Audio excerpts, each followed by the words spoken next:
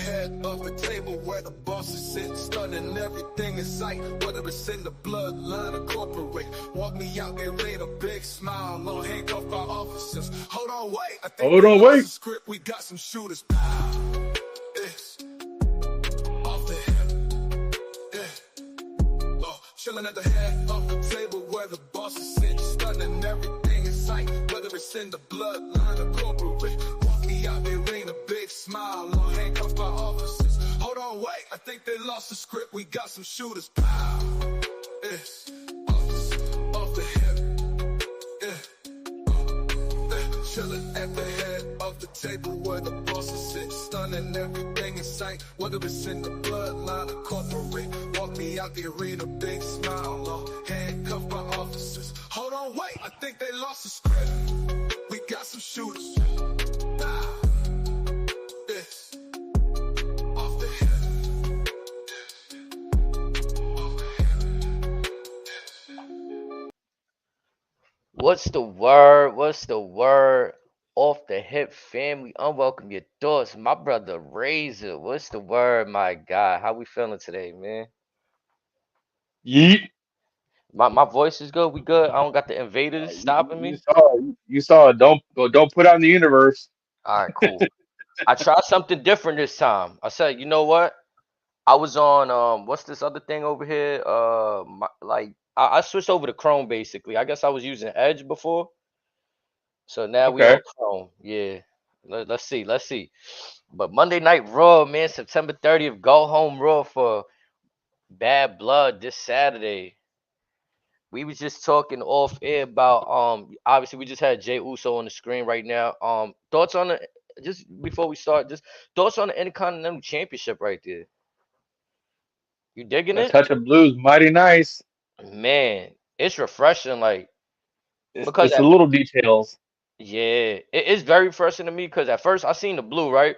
So I'm thinking, all right, maybe he just threw the yeet, like that's been his colorway. Now he been rocking the blue, the pink, but then I look, they really colored the globe. Like that's giving me I the was waiting to see a blues strap, to be honest.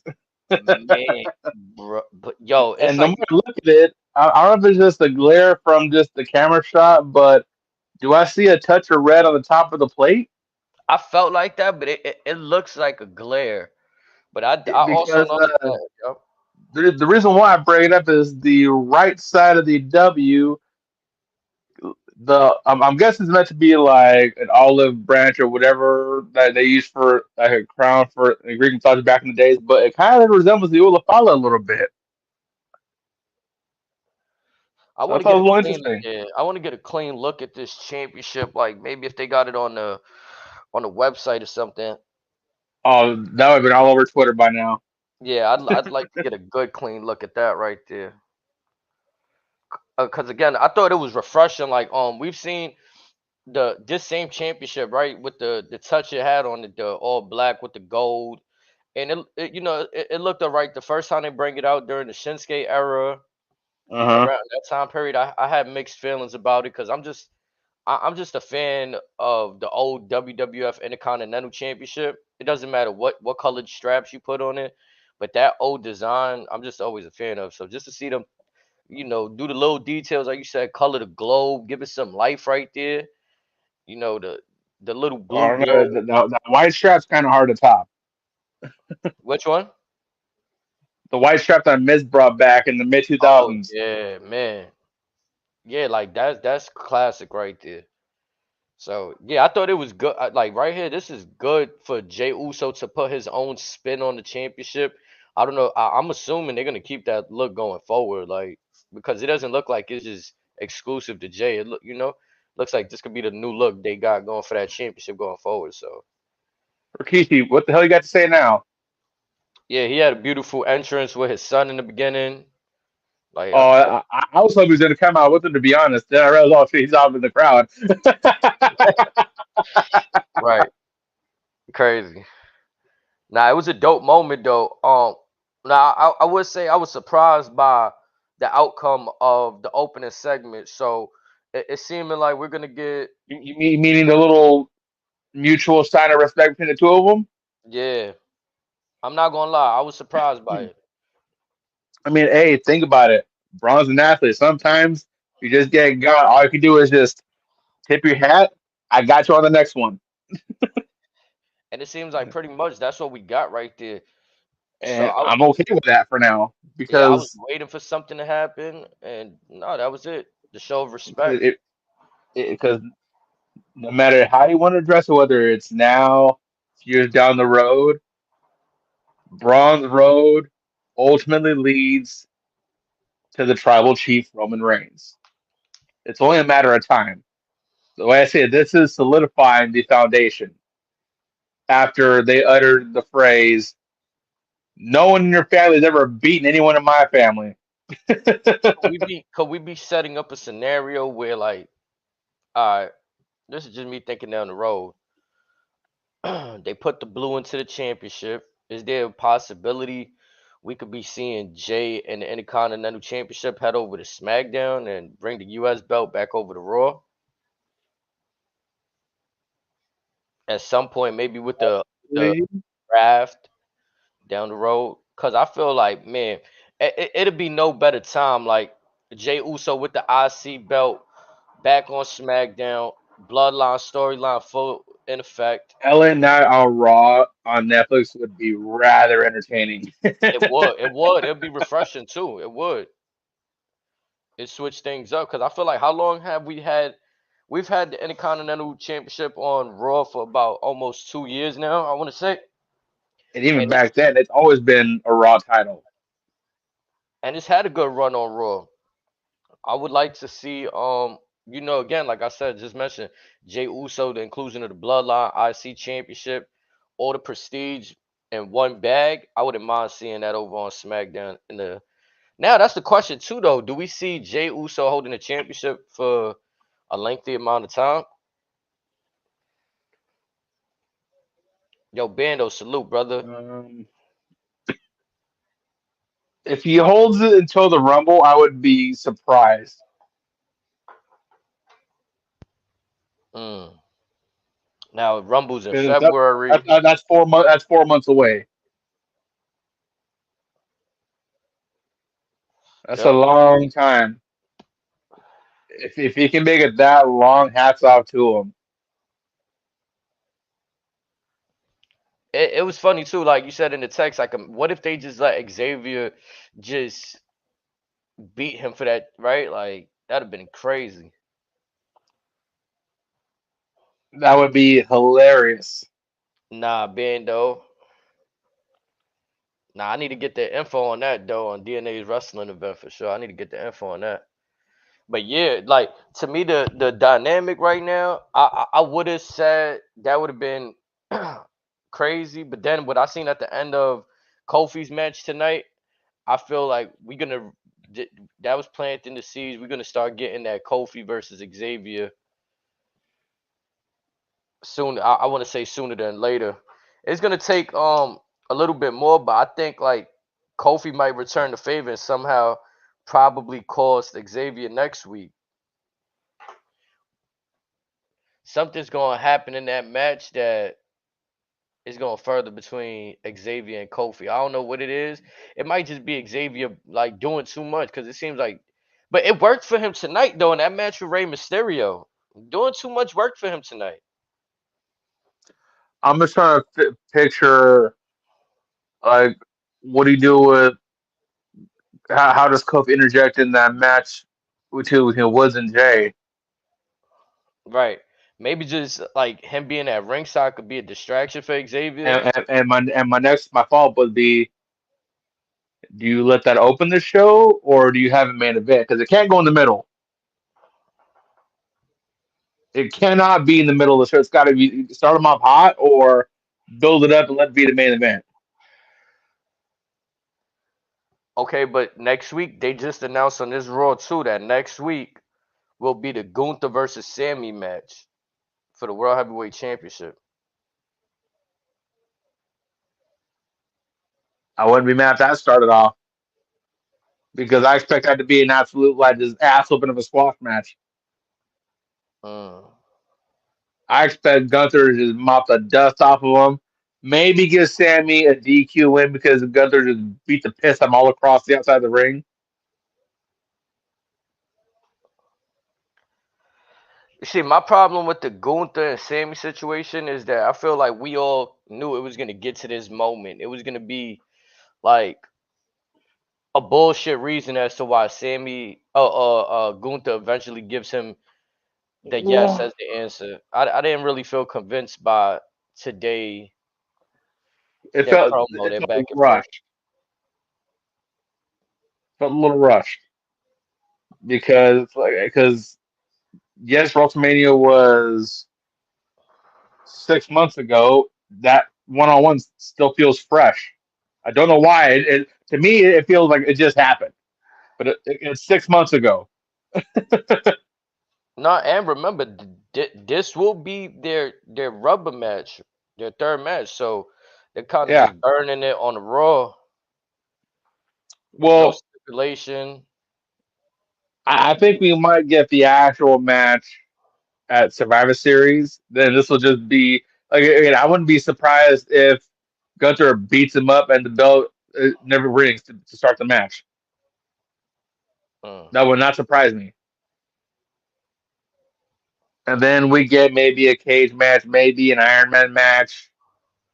I expect those could have like a marquee match at Survivor Series.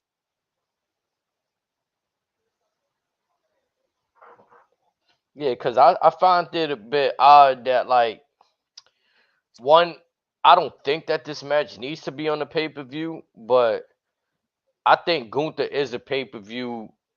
Like, However, now this is a big left turn, so you might want to hold on your seat for this one.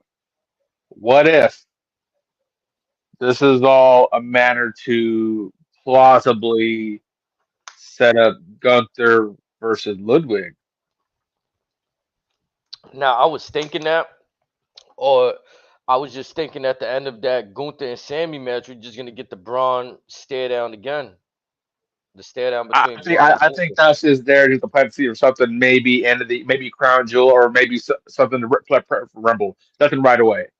There's there is no reason to have them right away. To have them right away would be a Vince move. It'd be a Tony Khan move. No, you let that shit marinate. Look, I'm interested to see where this goes. Again, like we like, spoke like on before coming on. if they don't lock eyes for the next 3 months, I'm not mad at it. Because again, when they do lock horns, it's going to be special. Just like when Jacob and Roman lock horns this Saturday, it's going to be special. The only reason too that got me thinking that is Braun hit him with the I'm you're gonna see me sooner than you think. So I'm like, all right, it But is again, Braun's got smoke with a lot of guys right now. it's One of AP them giving him what he being wants. Ludwig. But you see, Ludwig, like we spoke on last week, him taking the clean loss to Sammy kind of now it doesn't really. I don't look at him in that same like okay, you the enforcer for Gunther. Like when Gunther doesn't want to fight, somebody got to run through you. Sammy just ran through you Well, clean. here's the thing: whether it was Imperium, whether back in the day when it was Ring Camp, there was no enforcer. It was everybody was their own dude, but the enforcer, the one motherfucker you do not want to mess with, was Gunther.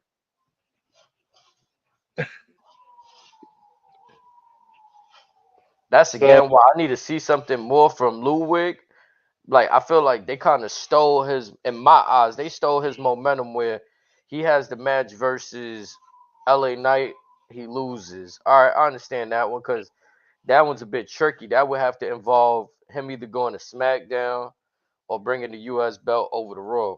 But then the Sammy one, that's the one that kind of like I think they could have still let Ludwig beat Sammy and still gotten to where they got today with Sammy and Gunther. you know what really hurt Ludwig? What's Taking that? Giovanni from him for a few reasons. One, that's one less tag team you have for your struggling division. Let's be honest. Two, they're yes they barely work with each other, but their chemistry is so crisp. It's literally peanut butter and jelly.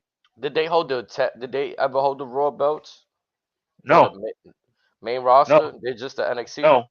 I don't even think NXT they held tag team gold, Wow. or they might have in Price UK, but still, it's like their chemistry alone, for as little as we saw, has an abundance of promise that Giovanni they're gonna make him scratch and claw, but you never should have split those two up. Yes, you can make a case for other tag teams, whether it be the Street Profits, whether it be DIY, A Town Down Under. You can make a case for little teams, but Vinci and Kaiser, you needed to keep them together. Now they're kind of, you can tell they're both struggling. They can both crawl out of it, but they got to work a lot harder than what they're going to need to. Yeah, I think it hurts Giovanni more, but Ludwig too though. It's been real interesting because I feel like he's been on his quote unquote he's been on his own now, and I haven't seen much of it except for like that I want to say what 2 months ago when they had them in that picture when he got injured to Braun Breaker. That's when I felt like Mm. his usage rate was proper and high, and maybe suffering that injury pushed him back a little bit. But Given Ludwig's push and dead to be in the main roster, you know what it kind of reminds me of? what's that? Okay, you take all the backstage bullshit, you take all the controversy aside. It reminds me of Enzo's run. Super clean on the mic, damn good in the ring, and as older he's gotten, he's put off his size. Honestly, Enzo lately, Enzo's looks like a damn linebacker, damn near. But it's like there's so much potential. They're tailor made for the WWE style. It's just it's too much plug and play instead of plug them somewhere and let them grow from there. Because Ludwig could be a guy there if you just find something for him that works. But the problem is you had it and you sent the other half of what he needed over to SmackDown. He still has some Yeah, tools to make some shit work. It's just now he's got to do some overtime. and I feel like they could, yeah, because they could have still had in my eyes, they could have still had Giovanni there, gave him at least a little title run, and then broke him apart and made Ludwig feel like that dominant fighter that I want him to be. Because the thing is, I feel like he's dominant, but when he's booked to lose, it doesn't help the character. It's like I don't, because he got the size to me, he got the in ring. He may look small, but that's only compared to Gunther. Yeah, dude got the size. Like he's tall, lean, he's cut. I think. I mean, again, I think He's he's he's great kind of like talent. she's kind of like Cesaro or Claudio. Like he may not look like much, but trust me, there's a lot there. Pound for pound, probably easily one of the strongest guys there. I'd match him up with Gunther, Drew, Sheamus, And then there's so many different things that you could have done with him in the time period too. Like obviously Gunther went on with that massive Intercontinental Championship reign. It would have been interesting to see Ludwig with his own Intercontinental Championship reign or US Championship reign. or See and the now again, limit. with all due respect, this may come off as a bit sour, whatever. I don't care. But when Giovanni split from Imperium, had Ludwig walked as well, what are the chances by now we could have been seeing Ludwig in a picture for the NXT Heavyweight Championship? We could be seeing Ethan Page versus Ludwig, Trick Williams versus Ludwig, the Gallus, anyone from them versus Ludwig. So I was watching Kevin Owens versus John Cena the other day, and I don't know why. Sometimes for me, it feels like a Was that the better, Survivor Series match or which match? yeah, that Survivor Series match. And sometimes I feel like it's a better showing for the NXT talent when they come up to the main roster. I could be wrong though, because there's been other instances where the main roster goes down after being already on the main roster. They go down to NXT. Like Finn Balor went back down there, and put on good stuff. But I just feel like it's just better for Dolph Ziggler everybody went else. down. Mandy Yeah, Rose went down. The New Day went down. Shit, Punk's gonna be there tomorrow. Randy gonna be there next week. the Randy one I'm more interested. The CM Punk one, it's like, Oh, well, CM Punk is gonna be the special guest ref in the main event. hmm yeah. So it's like I don't know the inclusion of like to see Ludwig battle for that. I It would have I been don't know. interesting. Yeah, It would have been interesting to see what creative Shawn Michaels would have because that's a different mind compared to Triple H. Shawn will probably fight, he'll get something that got a little bit that Ludwig probably never even thought he had in him. I mean I think you see it with Ridge Holland. Like he's not doing nothing out of this world, but just when you thought it was over He's for him, improving. yeah, he's finding stuff down there to do.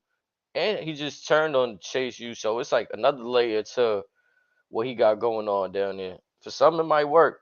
I think Ludwig is at a point where I want to see him on the main roster. I think it'll work. You give him anywhere from say 3 to 6 months. Mm. Say at the time you pull him off from Imperium to maybe now would have been 6 months by now. Yeah, Sammy. I don't know. But Like, I just wish Sammy's but changed it up though, cause he do like Sammy at one point when I feel like before he grew his hair and all of that, he was in like a better little believable shape. Obviously, he was younger, but he just really goes with this like don't care kind of like character, and it's like it doesn't help some of the other dudes that are like to me like again Lou. He looks like on point. Like he shouldn't be eating a loss to Sammy right now. That's just my opinion. I could be wrong, but right now maybe a younger Sammy, a Sammy that was fresh off that, but the one that just lost to Braun Breaker coming out that I think they should have gave Ludwig that look. And I'd be more invested into Ludwig. Right now, I'm not even invested into him as much again. It's like, all right, we gotta like for me, I gotta find a way to get invested into him again. If especially if I want to put him against Gunther, like something crazy has to happen between them. that's what I said. Send him down to NXT. Let him get a lengthy run with the NXT World Championship, and that way, say he gets close to breaking Gunther's reign. I forget what I know for NXT UK. Gunther had like an 800 something day reign. You let him get close to that number. That's all you need for Ludwig versus Gunther.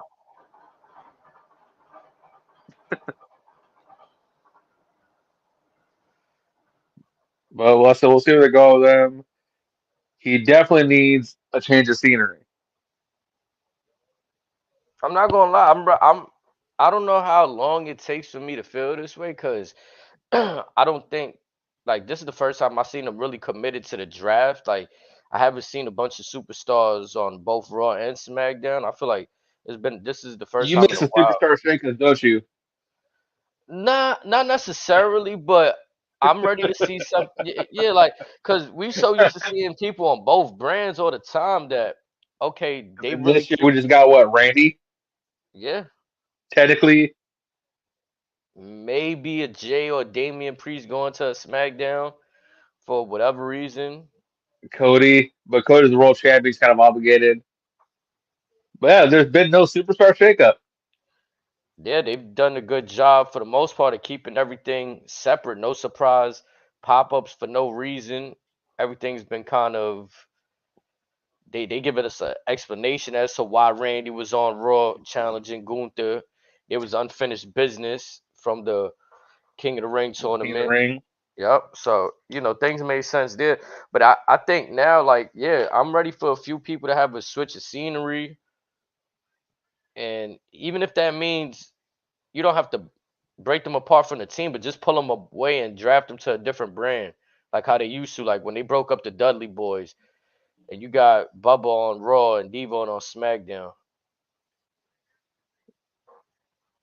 We just where Triple switch some H gets stuff. drafted to SmackDown, but by some tomfoolery, gets traded right back to Raw because he don't do SmackDown. I mean, yeah, the fun moments, cause like I feel like at that The one time, draft where John Cena was drafted by Raw and SmackDown the same night. yeah, I mean, to be honest, LWO and Judgment Day today, I felt like I did not want to see that again. Like, I'm so over the LWO.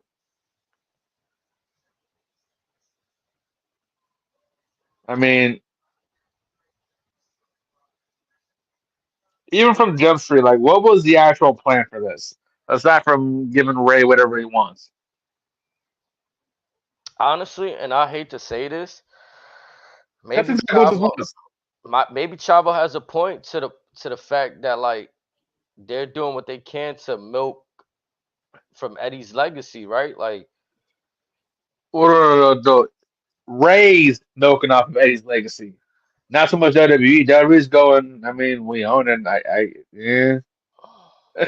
I definitely But, feel like it's a mixture of both. I wouldn't say Ray's doing it on purpose. I think it's more like WWE's approaching him, and he's like, ah, fuck it, let's do it.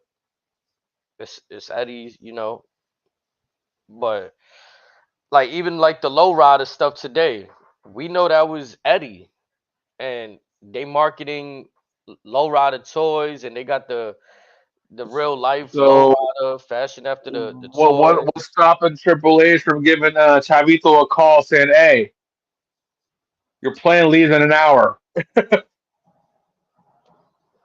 If it works out, it works out. Like I hope that works out for everybody involved, really, because that's when it becomes ugly when the families feel a certain type of way. But like you said, WWE has whatever intellectual property they have to use those things. And Triple H is a master of the proverbial olive branch.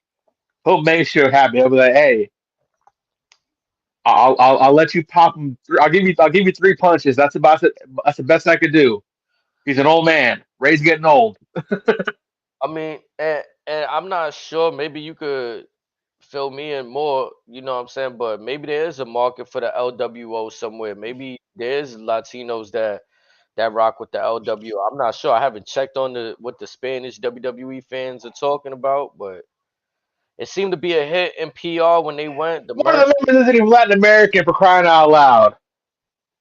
He's Filipino. Yeah, that's wild.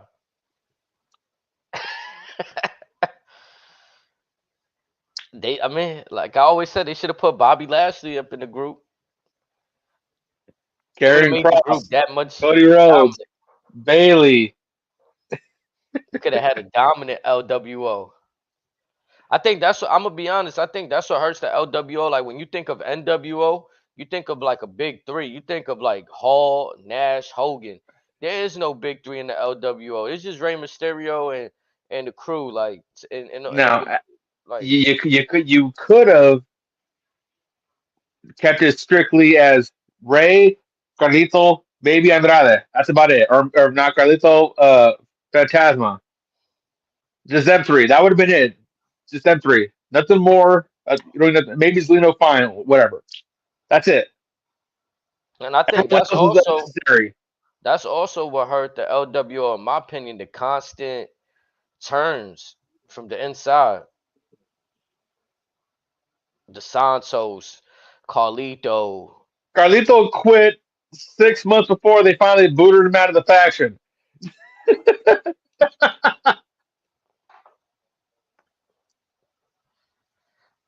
Yeah, it was Like, just. And I feel like Dragon Lee, like he showed out tonight, but I feel like Dragon Lee, I know he's capable of that, but now what? Like,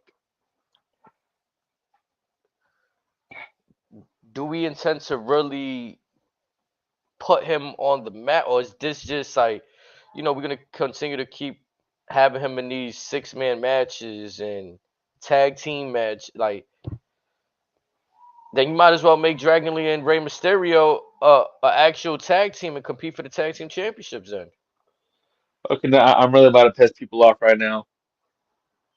Ray is doing the same bullshit that Jericho's doing in AEW.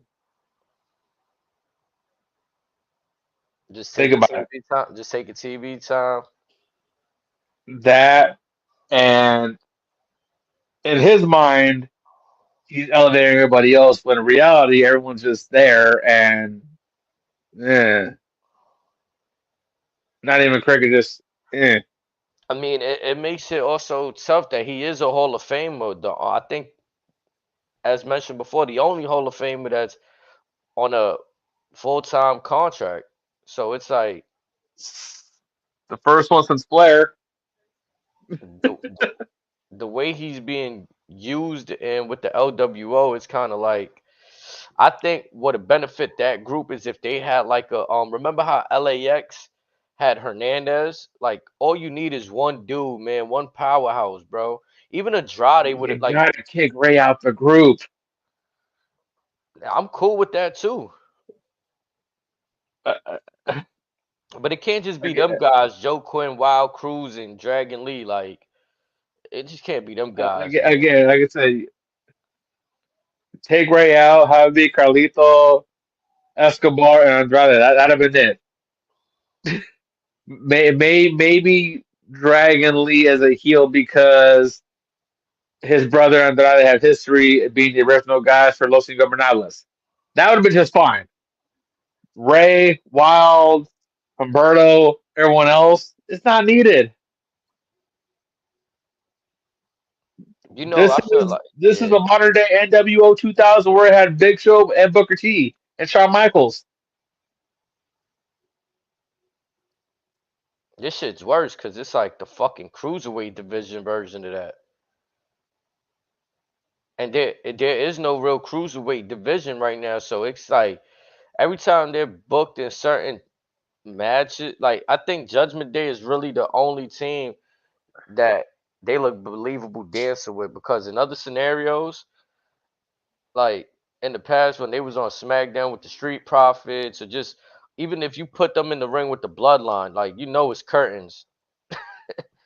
You know it's curtains. They're gonna do a little Well, few flashy, high risk moves, springboards, high octane another reason why offense. it's not After really that, working is everything that would probably you do to make it work, you can't say on TV anymore. Doesn't even want to allow it. I'm not saying you don't got to go all Mexico to get the Juan Deers out, but all the stuff that they probably should be doing to make them feel somewhat significant, you probably can't even do on TV. bro, they don't even feel cool. Like again, I'm gonna say I'm associate LWO with NWO because LWO was supposed to be the Latin like parody of the NWO.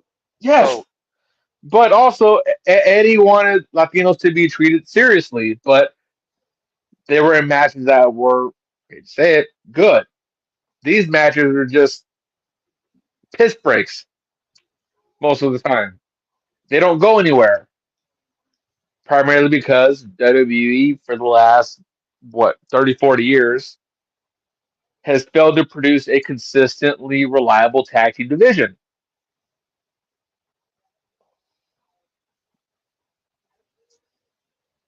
yeah, cause that's a weird like that's a weird group dynamic right there that they got. They got Wild and Cruz. They're like a tag team, but I don't really see them compete except for their time on NXT.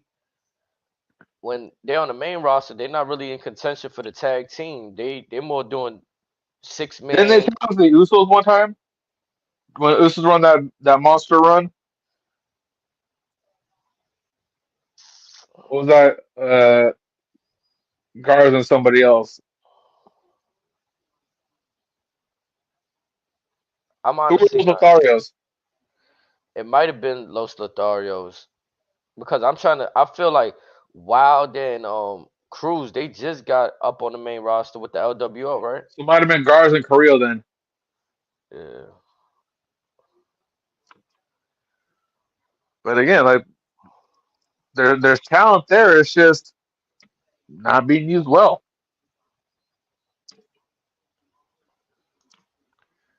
Yeah, I feel like, Rey Mysterio helped put over Xavier tonight. That was good on his behalf. The way that Xavier won was interesting to me. It was Pu- beautiful. Yeah, pulling off the mat. Oh, I didn't mean to do it. I think it's kind of happening the other way. Remember when I said it was going to be like an implosion?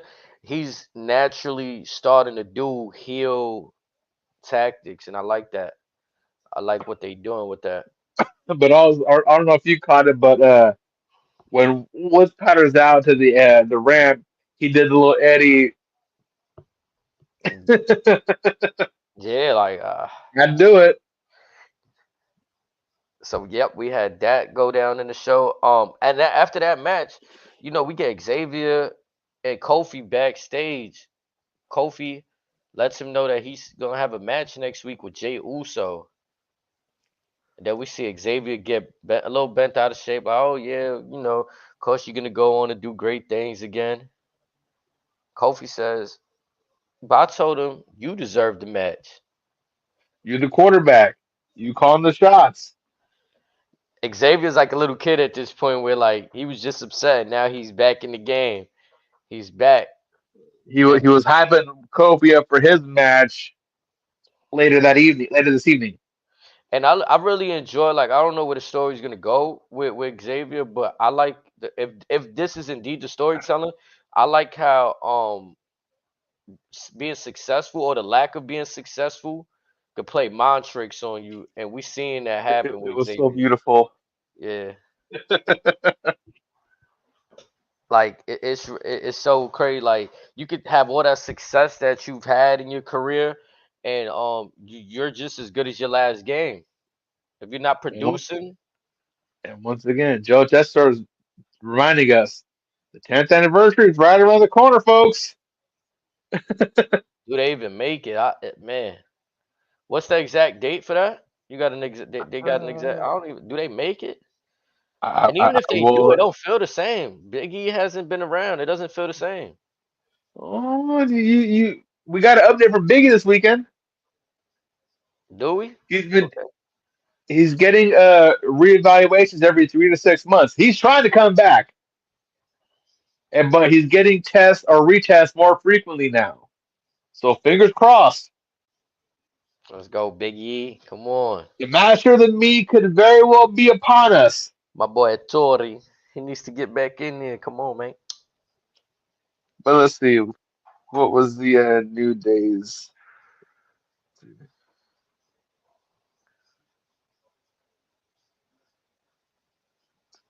Was that carrying Cross Ooh. listening to them in the back while they were talking? So let's see.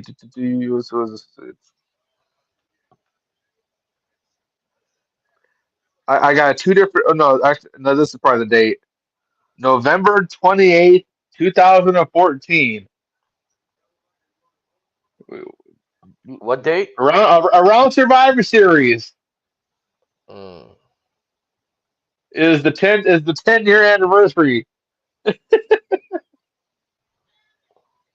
I'm not gonna lie to. This is just a random thought, but it kind of relates. I don't like what Cameron Cross got going on right now. I'm gonna be honest. What's not to like about it? That it feels it doesn't feel important to me. Like I Like, what feel would you rather have me doing?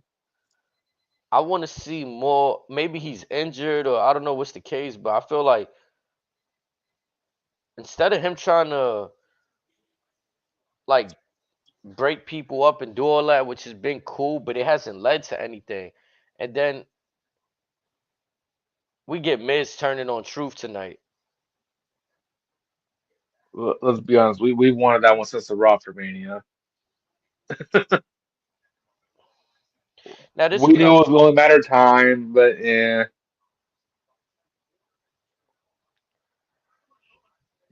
So I feel like Karen Cross has been used in the Kofi and Xavier storyline. He's been used in this one. But Well, what's his story? What's enhancing his storyline right now? so we touched on this around the time when it was a week after we stopped seeing Cross do segments with the New Day, to where Scarlett reminds him, "Hey, you've already done what you can. Just sit back and just watch your work happen." So what he's doing is kind of similar to what was it that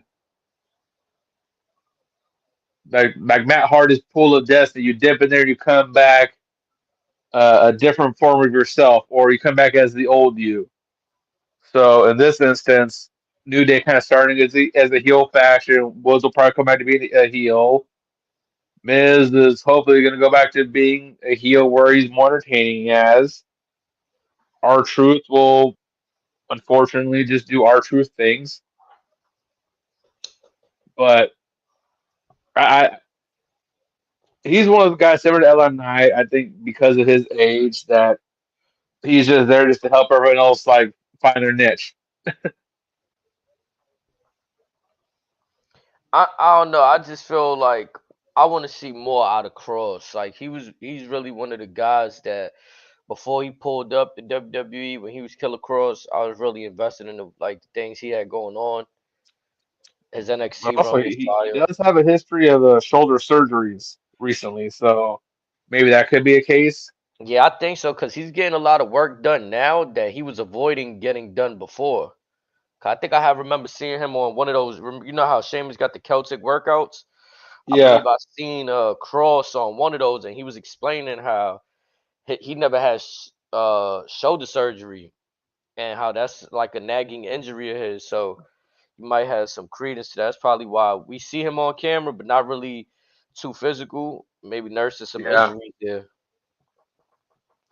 But if that's the case, if he's nursing injuries, then I have no problem with how he's being used because he's getting like that's a great look. You're in like it's kind of like Caden Carter and Katana Chance. Like I really don't necessarily like seeing them out there, but I thought it was badass for her character that she came out today with the face mask on and she's on time. And I'm like, okay, this is something I've been wanting from her. A little aggression, a little spark. Like, so, it's cool All that I he's said on was her TV. getting her face broken. Yeah, no, for real, because it's like this is wrestling, right? Things happen, injuries happen. So, like, instead of completely removing her, and I'm forgetting, like, did she get in? I don't even remember the spot she got injured in. It was, I think, a leg drop or a knee drop. It just busted her shit open. Yeah, so that's like I guess she had to get like her nose redone entirely, something like that. something Missed similar her like what good. they did. Yeah, something similar like what they did with Like, Liv Morgan. They went back do to you back. remember what happened with Cena and Rollins, where Cena got his nose fucked? It was kind of like that, but her nose kind of broke inwards, like it caved in. Mm, my boy Cena had one of those smashable noses. Got him a linebacker nose. Yeah, for real. That shit, boy, smash that shit. Still finished the match. No Got him jack. a That was boxer's tough. nose. Yeah, man. Yeah, so I thought like, moment like Katana again, Katana coming back with her face busted, had the face mask on. I was like that, that's really dope for her character right there. Cause now when she come back, again, similar to what I was saying with Liv Morgan, they can play into that. All Her I ask is that they follow up. Just follow up. Not that hard. Just please. Nah, you're not lying Again, because I thought I was kind of like tired of seeing that whole little thing go on, and it just seeing them off TV and being reintroduced to what they doing. It kind of got me reinvested. Like I want to see like the outcome of that match for them and where they all go, because I think honestly too, some part of me wants to see Pure Fusion kind of break up. Like I seen some things tonight you just with don't like them, don't you? nah, it's just what they show me. So when they show me certain things, it piques my intrigue. Like I seen Sonya Deville pat Shayna on the shoulder, right? When they in the back talking. And Shayna kind And of she gives didn't her hear that the line. What you touched me for? Right. So that's like, oh, cause I always said Well, too, back to the Shayna. Remember when Shayna and Lola Vice had that match on NXT? I've been waiting for Shayna to have her moment. Like, and I don't know why. I feel like she's kind of like they put in her in this tag team, so it's kind of like she's not getting the main look. I feel like the main oh, Zoe. We her used and to her with Zoe Zoe. do Yeah, seem like an Zoe. impressive tag team. Yeah, that's the thing right there. That they've been holding her with Zoe, which it's crazy when something It's good and working. it I'm works. not mad at it. hmm Yeah, it's just one of those things. It works, so it's like I'm not getting to see Shayna on her own. But then on the But flip also, side of that coin, I think that kind of benefits Shayna because ever since she first got to NXT, I'm gonna say it, rip the bandit off. Is substantially far superior to Ronda Rousey in that squared circle. She runs laps around Ronda, better in the ring, better on the mic. got a better character. Period. Like You can tell that she wants to do this. She's an even when entertainer her, that yeah, she can also even when kick her someone's ass. Natalia, even when her Natalia had that Queen of Hearts and Queen of Spades thing going on, I thought like, it'd be like the tag teams I don't expect, and Shayna's a good person to plug with people to have in the tag team. Like I don't know if you were watching NXT when she was champion. Her and Kyrie Sane put on probably one of my favorite women's matches of the last 15 years. Hmm. It was a classic. I was And this definitely was when watching Kyrie's Shayna fresh sub from in. Japan. That's why I'm such a fan of Shayna Baszler because I've been watching her for so many years. I just feel like she was in a tough class, in a tough pool, with Charlotte on top. You got the likes of when Alexa Bliss was on top, Bailey, She's Sasha. gonna follow the horsewomen, Alexa Bliss, Carmella. She's got to again ultimately follow Ronda because she was alongside Jessamine Duke and Marie Shafir. So they're all have to come together, see who can emerge from the pack. You still got Asuka there. You still had Ember Moon there. You had, I believe, Emma was there on and off. You had Nia Jax there. You had Mickey James there, believe it or not. Yep. Like, did Yeah. I say Asuka? Mm. Like, it was loaded. Yeah. So I mean, but like you said though, to your point, they got something good going on. I'm not going to deny that. But maybe they break apart from Sonya. Sonya's another one that I feel like, she had a lot going on the last few years, but it's good to see her in this role, but I want to see her like I don't see her enough in the ring. Oh, I'd like to see Well, her get down she's more. at a weird point to where, much like Kyrie and or not Kyrie, Dakota Kai, she's very injury prone. That is, So they tried yeah. her as a backstage personality. It works. Um, if hopefully she stays healthy, but if something happens, she can easily fall back on that just fine. It's an easy transition. But yeah, she's been in a weird spot even when Mandy Rose was there. Like you see, there's something there. It's just for whatever reason, it's either you fired off too early or it burns out before you get a chance to use it. But it comes in waves, and it's just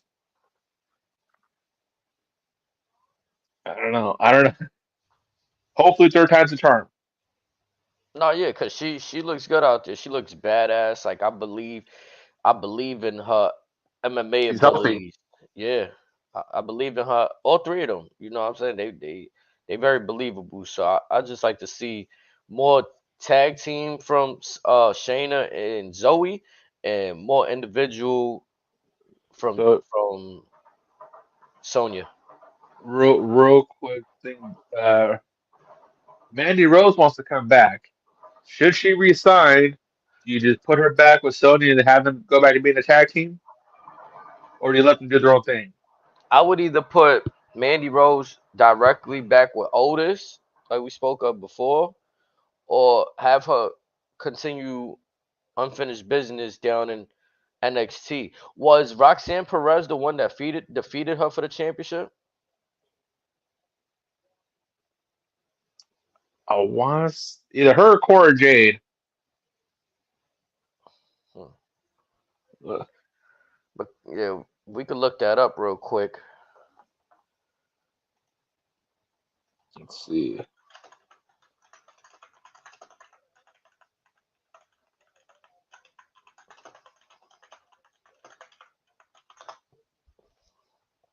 It was Roxanne Perez.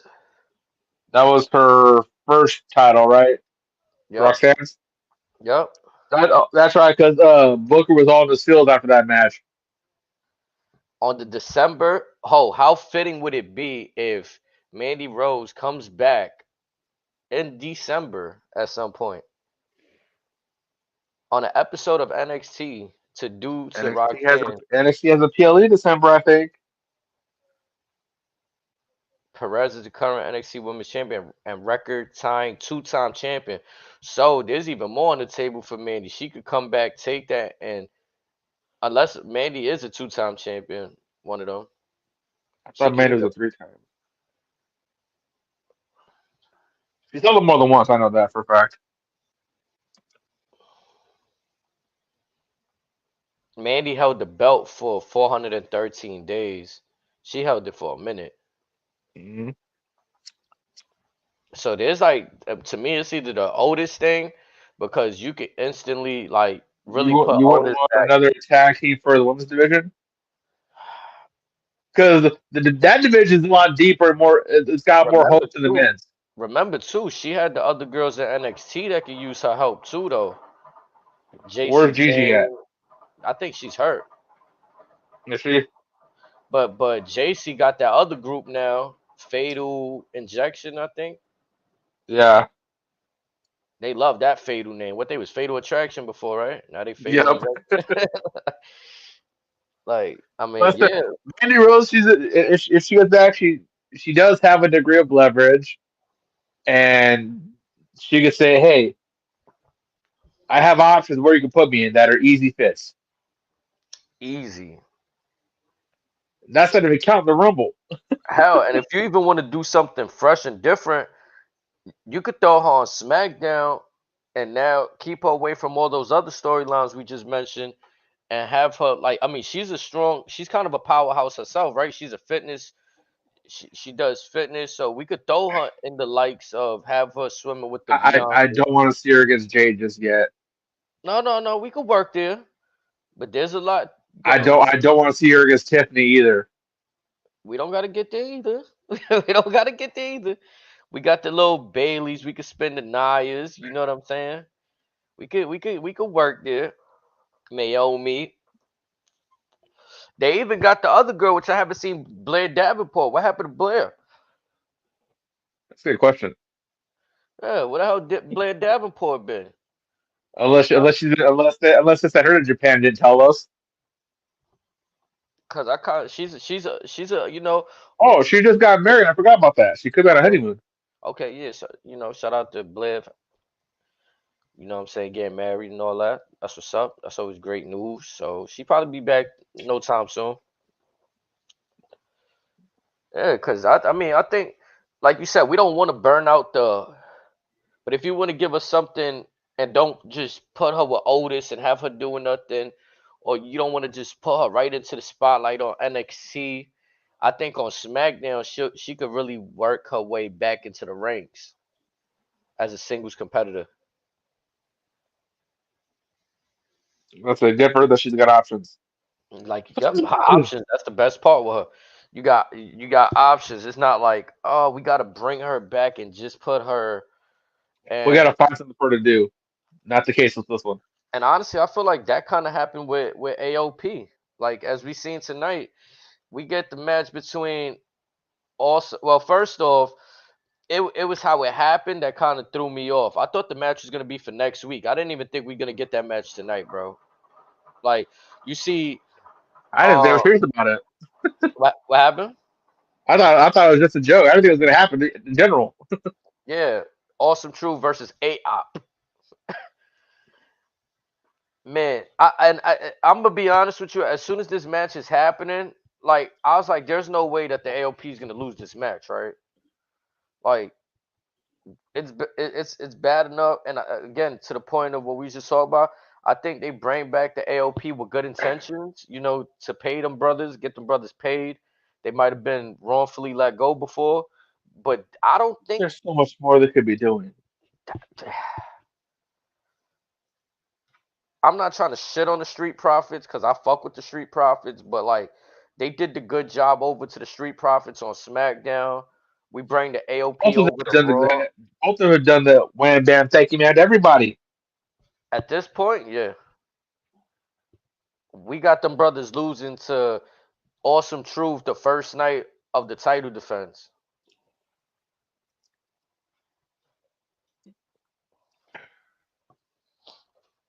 I, I, I don't know. In my mind, that's all I was thinking about. I was just like, why does the AOP get? Now I know, I understand they lack charisma. Or they go out there and just yell That's what Paul Ellering was for. and we spoke about this before. It's a weird dynamic when now you have Karen Cross. He's become the mouthpiece. So like Paul Ellering just looks like a bitter old man out there yelling when things go wrong. Like, Yeah, he's the crazy uncle. and when he had more purpose in NXT, it was fire. It was like he said he gave you that feel like when he was with the Road Warriors. Has Ellering cut at least 5 promos this year? Ah, Maybe if that.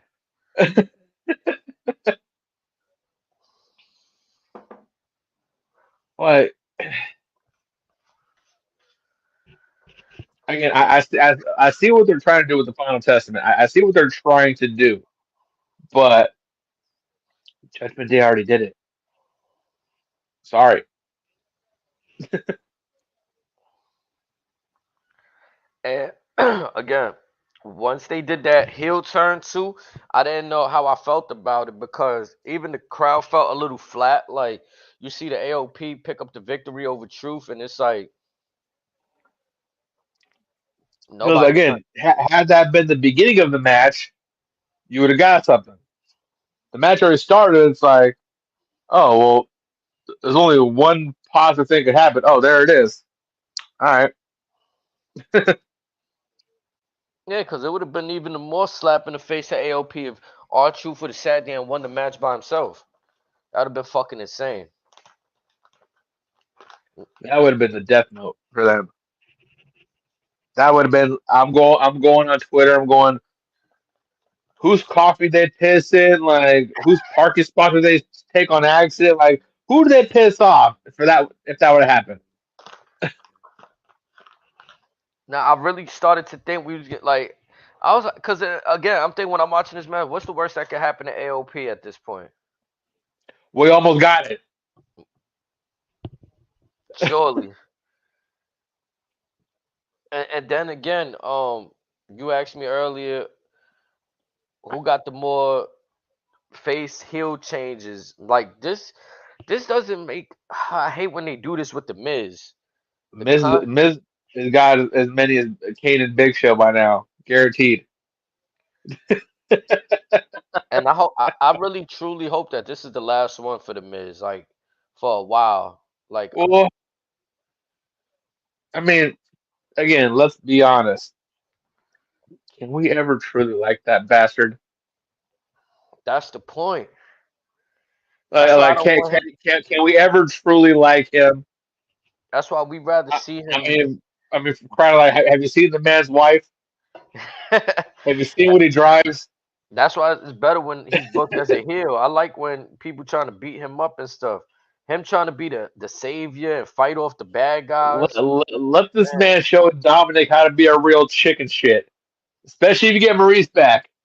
Dominic, watch and learn, Chico. You'll learn something right now. Watch the master work.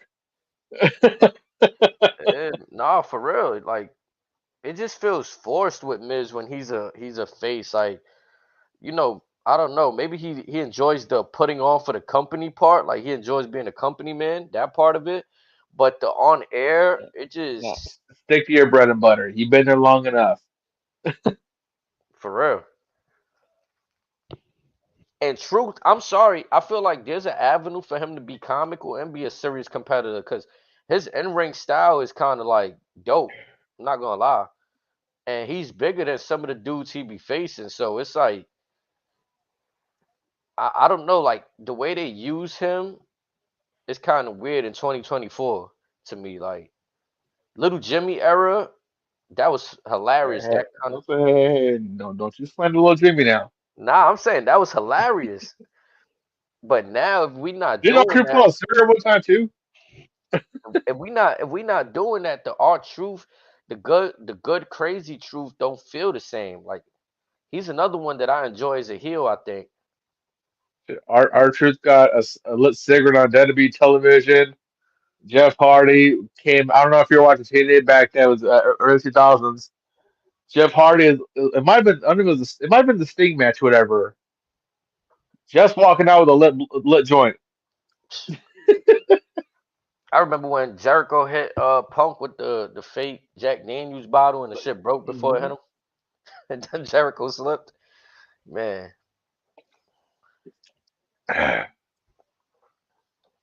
But I don't know. again, Hmm. we'll see. I was asking you earlier. I don't know if you heard when they had the Xavier Woods and Kofi Kingston segment when they were talking backstage. Was that Karrion Cross standing in the back? I want to say yes. Because I felt like I felt like it was Karrion Cross, but whoever was standing there had a New Day shirt on. And then during the match later with AOP, he had a different shirt on. So I'm Well, like, maybe it wasn't Cross.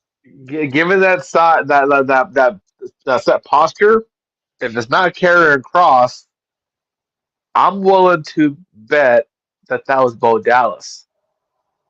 Mm. Mm. Because again, Hold on. Woods is straying off the path right now. He's forgetting who he once was. Similar to the Chad Gable, you stopped saying thank you. He could look to Woods and say, "You used to be a happy, prosperous soul.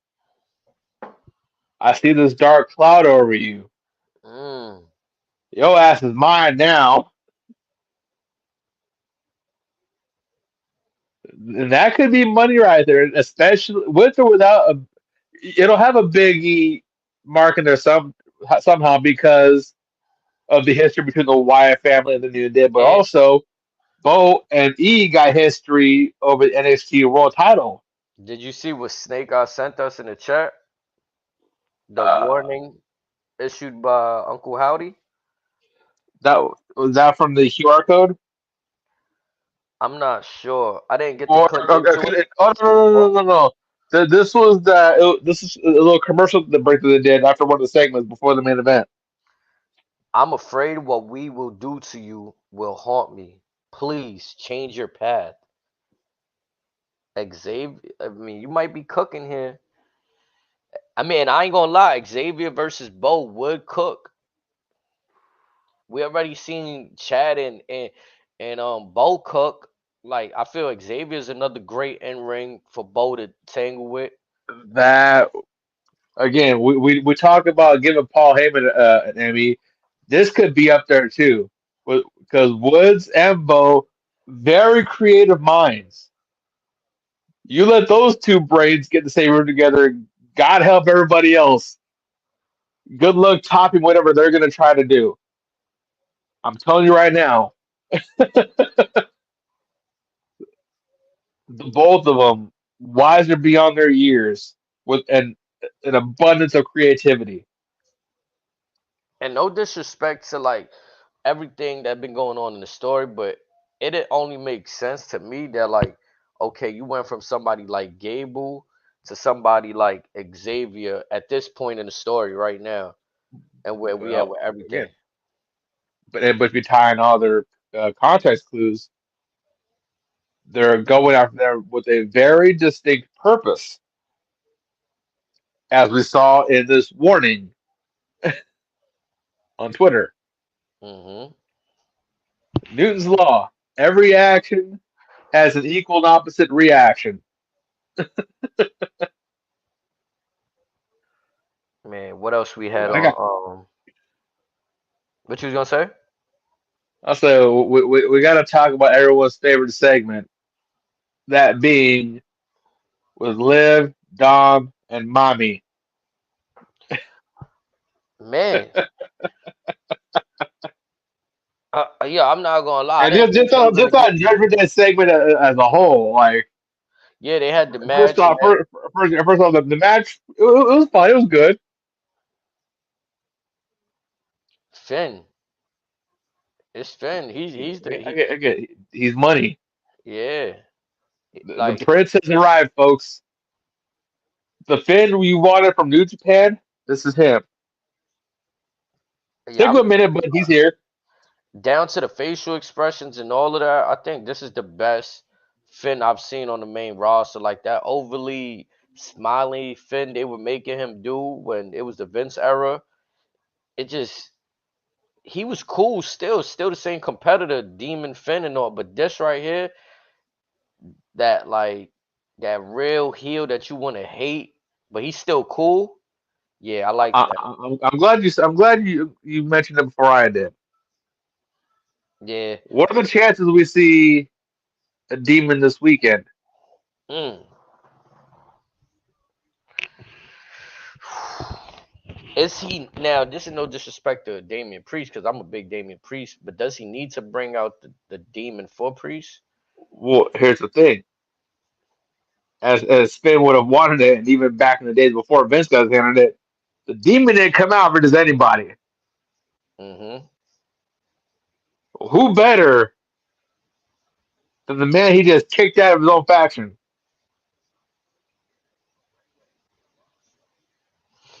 Man, it'd be crazy.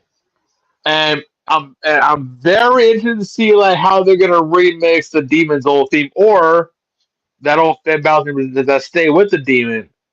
If I'm not 'Cause mistaken, that the that guitar riff is fucking nuts. the last time we seen a Just demon, he had like 14 staples, right?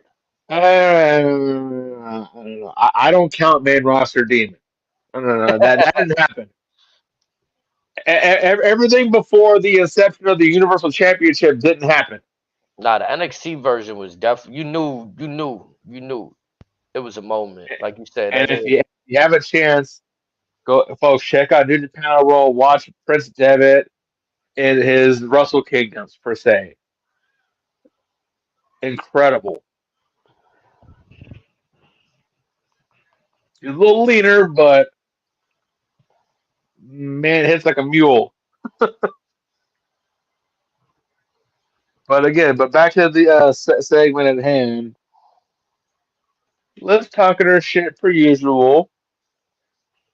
Uh, I guess Testor mentioned something about Dom Lehrer, but I never catch that. But Rhea decided to tell some of Dom's dirty little secrets per se. Homeboy gets a little claustrophobic. He don't like getting, I guess him getting locked up kind of scared him a little bit. ah Well, man. like he said, no more locked doors. It be these little details. They fun. Do I personally need them? No, but it's gonna make for the fun. You know, the antics, the him being scared, him doing unusual things.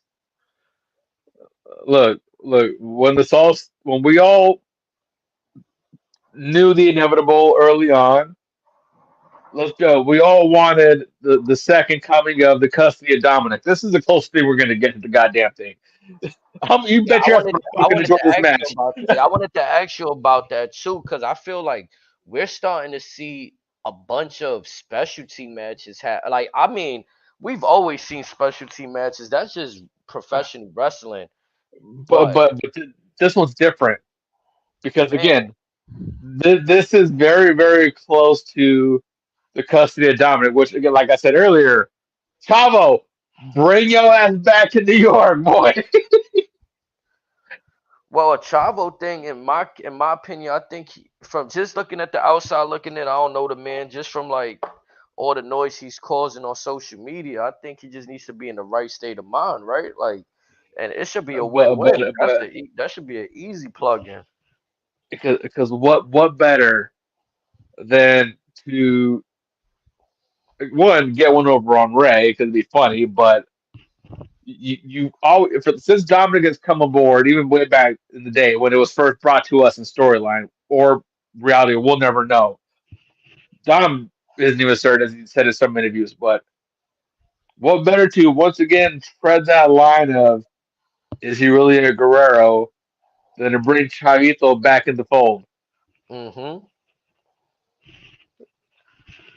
and just imagine Atlanta losing their goddamn minds just seeing him.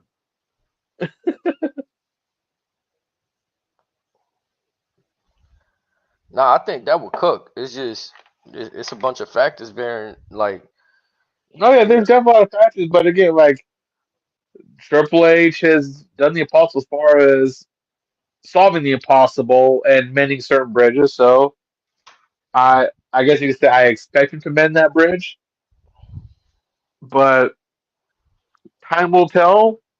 I just think that if it were to happen, you're not gonna really. It's gonna be hard to find a time more perfect than this one, unless it's a WrestleMania where it's Dom versus Ray again. Maybe a hair versus mask match. That that would be something.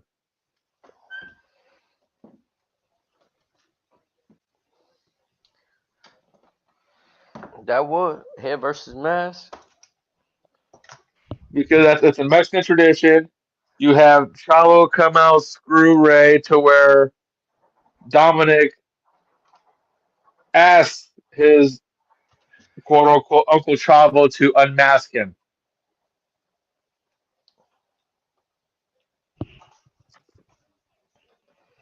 That'd be crazy. It would be wild.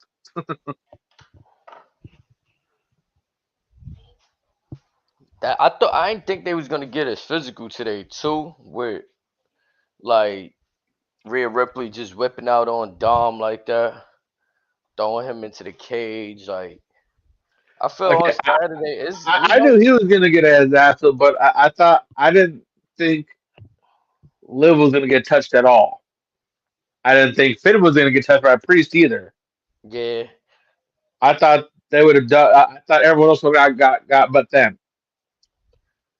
Am I mad that both got physical? Not really, but I felt like those two matches were already set to begin with, so they didn't really need anything extra. It's hard when you got a lot of feuds taking place at once. That, in my opinion, like how do you differentiate the kind of ass whooping that's about to take place? Like Drew and CM Punk, we seen them going at it for months now. Or we seen Bronson Reed and Braun Strowman in the short time they can go. We've seen Sheamus and Pete Dunne, Yup. So but I like how they tried to make Damian look kind of strong in the sense where like he's fending off the fucking Judgment Day by himself. Like it was kind of like at one point it felt like you got JD like the little dude trying to cling on to his leg and hold him back while somebody else got to hit him kind of vibe. Like so I feel like they did good with that. Like it wasn't just like all right, Finn took him out easily. You know he needed the help of the fellow Judgment Day members, and then he just continued the assault. So if Damien is gonna win this Saturday at Bad Blood, he's gonna have to fucking run through them. Which is now why I question, well, not really question, but I want to see how do we fit in the Demon. And at this point in Finn's career, is it okay for the Demon to just keep taking losses? well, if the demon makes an appearance, I don't see Finn losing at all. That's how I'm feeling. If there's no demon, it's a coin toss.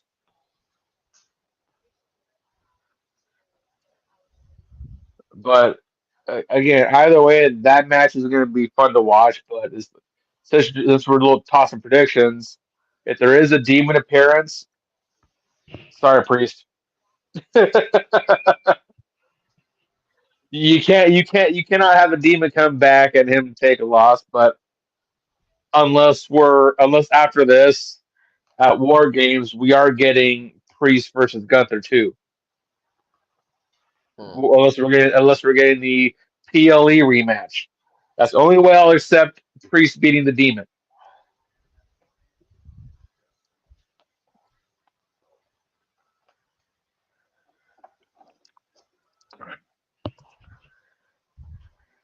Yeah, cause I don't know. I'm trying to think. Like you said, that match in itself could be a coin toss without the demon. But if they put the demon in there, I kind of don't want to It- see him lose. Either side has to be very specific. Either the demon went straight to demon with Judgment Day, or if Priest beats the demon, then at Survivor Series, it better be Priest versus Gunther. That's one of those. It's this, or you just fucked everything up. I think we're gonna have a big clusterfuck for the World Championship. To be honest, at some Well, point, like I said, you gotta start closing the chapters on certain books. you got CM Punk. He's making claims as of weeks ago. Braun Breaker, Punk, DJ I honestly don't see Punk versus Gunther. Maybe Crown Jewel. If not, that could be a match that opens the Rumble, and then whoever loses that match, they will be in the Rumble in the main event. But yeah, Punk and Gunther's not happening anytime soon. And even then, like I'm strongly against that match specifically. But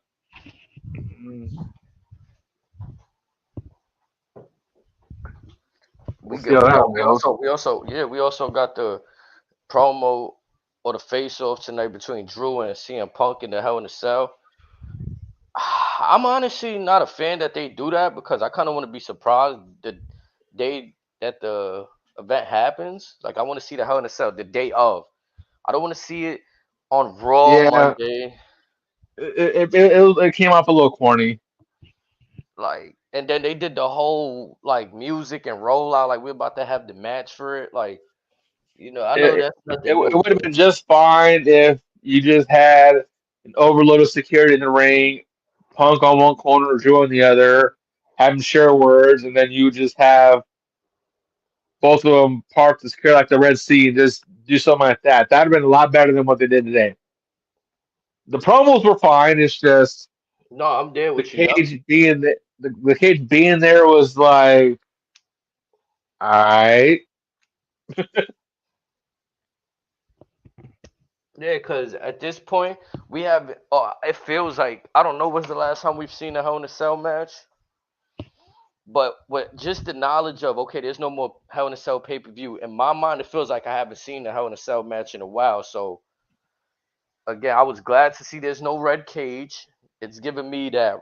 It feels like a real cell now. Like, I don't know why. The red cell kind of felt gimmicky at some point. Like, and I don't know why, but I'm just a fan of the old look. This just a regular steel cage, Hell in a Cell vibe. It has some vibe to it for me. But the I'm looking up the promo. history of Hell in a Cell.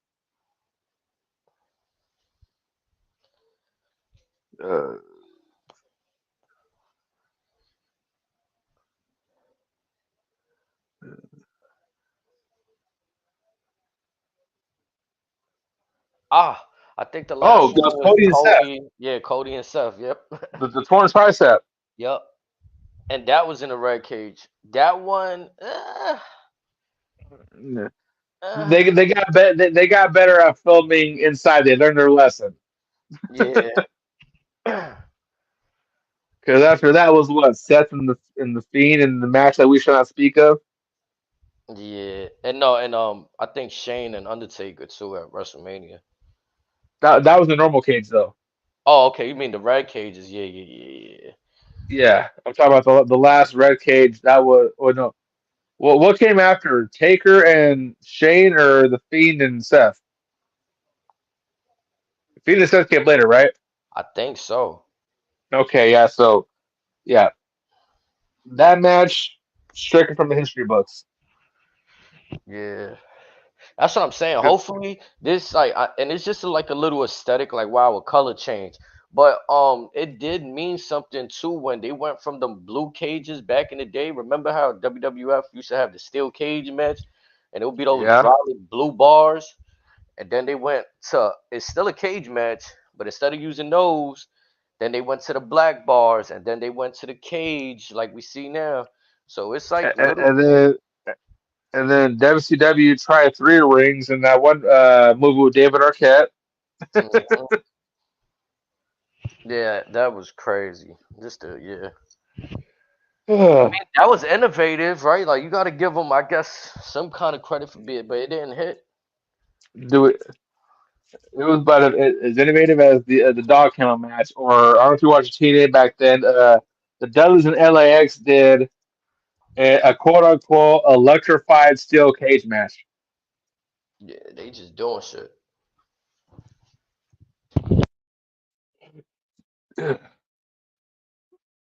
Yeah, that was the thing. But the OG cage is back, or this new version of the cage is acceptable. It, Just it looks it did huge too. I don't know if they changed the dimensions, but it looked huge to me. it looked wider. But yeah, like a new cage, better than the red one. All right,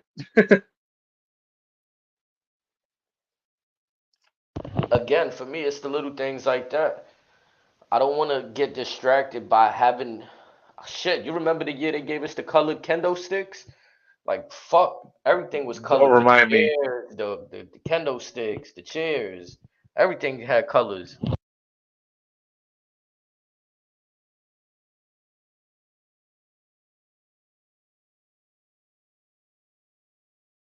Halloween, they're candy corn colors. Christmas time, they're candy cane color. Yeah, like I mean, maybe on paper or on thought, it's like okay, maybe it'd be cool to switch things up. Sometimes not. It'll be cool when we put it into 2K24 when we sell it as toys. Right, when you could customize it yourself in the game, it's cool, sure. But when you translate that shit in it's got to be done a certain way, or it's gonna look cringy.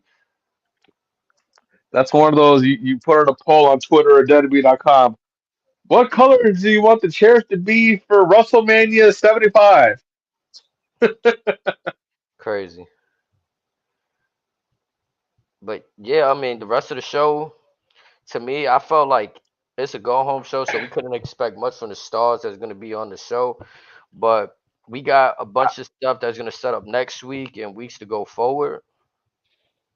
On top of the last monster standing, which the match was a car crash, let's be honest, but the closing moments I thought was interesting. Man, he's back. If that's what you're Yeah, referring to, he's back. yeah. And again, when Seth got taken out a couple months ago, we kind of all saw like this coming. That okay, he's gonna get the leg back. All right, cool. Everything else has been fun, but one, I wouldn't have had Bronson Reed and Braun Strowman do a last man standing match. Now, what's been teased on the internet for a while was this could have been an ambulance match. That would have been a much better way to reintroduce Seth Rollins and get a better finish for the match in general. Because Braun, in my opinion, Braun losing in this manner does more harm to him than anything else. Whereas if it's an ambulance match, it's a weird stipulation, anyways, and maybe Braun gets overzealous or whatever the fuck, or Bronson beats shed him something, make it work that way a little bit better. But overall, the curb stop at the end to Bronson Reed and Braun retains. Eh. Or not retains, Braun wins. Eh. I felt like for me a more exciting I mean, I get why you can't close out the show with the fans in attendance watching a backstage match. So I understand why my match should have been like a parking lot brawl match, but they chose to close the show out with this. So I understand why this was done like, but My it was thing done a is while Bronson ago. Reed should have won the match before Seth comes out, or Bronson Reed wins as Seth's counter. So or I don't know, either Seth comes out afterwards or something. But I feel like they had an Bronson should have run audible. the match. I could be wrong. I feel like they had an audible in the last few weeks, meaning I think they had intentions of Bronson to just run over Braun in that first week or two, right? But people started getting invested into what these guys are doing. I think they needed Braun Strowman that extra week, and he showed he was able to go. And I think that moment right there when Bronson Reed was out with the COVID and Braun Strowman was able to fill in for him in that triple threat tournament, like people started reinvesting into Braun Strowman. Because when he first came back, I feel like his run was like a little bit weird, and this could date back to both times he came back. Like when he first came back to help Ricochet, or even now when he came back off injury, he was just coming back to be for like random people and shit, like helping. Like, I think he was beefing with Chad Gable at one point, just doing Something like random that. shit. Yeah, so I think this was done to maybe help get him some momentum. Bronson Reed, he took the L, but you know Seth Rollins was at play, so it doesn't hurt him that bad. And now I think we want to get to the Seth and Bronson stuff. Now we Which would be can fun come get Survivor Series. But again, like I said, my big thing is setting up for that imminent PLE match. Bronson Reed should have won the match overall. That's how I feel about it. no, I mean you're not wrong for feeling that way. I thought about the audible thing halfway into seeing this match tonight because I felt like, damn, like Bronson Reed is a monster, right? Like he's just running through everybody else. But this guy, Braun Strowman, is giving him a run for his money. Like Braun is picking him up, choke slam, power. It's like he's like doing shit to him too. That's like a reminder, like, hold on, buddy, you're not just gonna run through me like that. And I didn't expect to see that. Like I honestly thought after the last few weeks that Bronson Reed was gonna come out with the energy today, like, yo, I'm ending this for once and for all. Yeah. So yeah, I was kind of a bit surprised that from the beginning they kind of let Braun Strowman sidestep Bronson Reed, and then everything occurs. You know, you get that one moment from Bronson where he does like the, I guess like a fireman's carry slam off of that equipment through the tables. But I felt like that was like the only real offense I seen him get in on Braun Strowman tonight. Maybe the little Yeah, I think the barricade spot that he put on Braun, or Braun put him through the barricade. I can't quite remember who put who I through the know barricade. Bronson put him through the second one. Okay, I don't remember the first one. yeah, But again, it could have been more. But again, my big thing is again, Braun Strowman should have taken the loss regardless.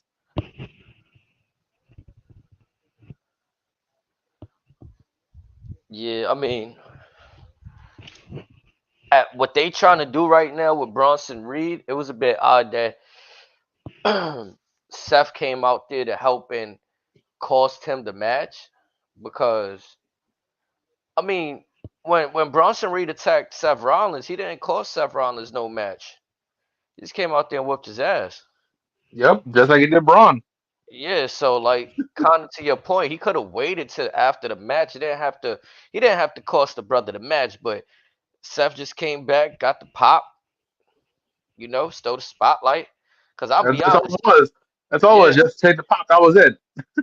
yeah, cause Braun Strowman, they announced him as the victor, but you just see him on the floor with his hands up, like he barely got out of there with the victory.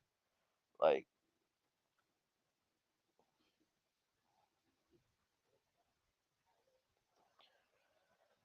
But yeah, that was raw, folks. Yep, that was Raw. That was the main event right there. The last monster standing. That yeah, that was that. But before we get out of here, we gonna like briefly talk on the McMahon documentary. If you want, we could do a better dissection of each episode. But just to give a We brief, can do that whenever you want, my brother. I've been yeah, waiting to take a break on this one. nah, for real, cause I felt like I loved so many aspects of that documentary that I went back and watched. I think the first episode a second time, and I was kind of geared up to watch Oh, it back I again. rewatched it twice. Yeah, I got to see it a second time full. One, it was so good. Two, the second time I was trying to pick who was saying what their tone was, and there's some stuff. I mean, yeah, granted, not a lot of, or actually most of it was public knowledge. We knew that, but it's just the way some folks that were closest to Vince, how they perceive certain things. Like, for example, like I told you off air, to me, the only person going to bat for him was Bruce Pritchard. Hmm. Everyone else, you can kind of see how they felt about it.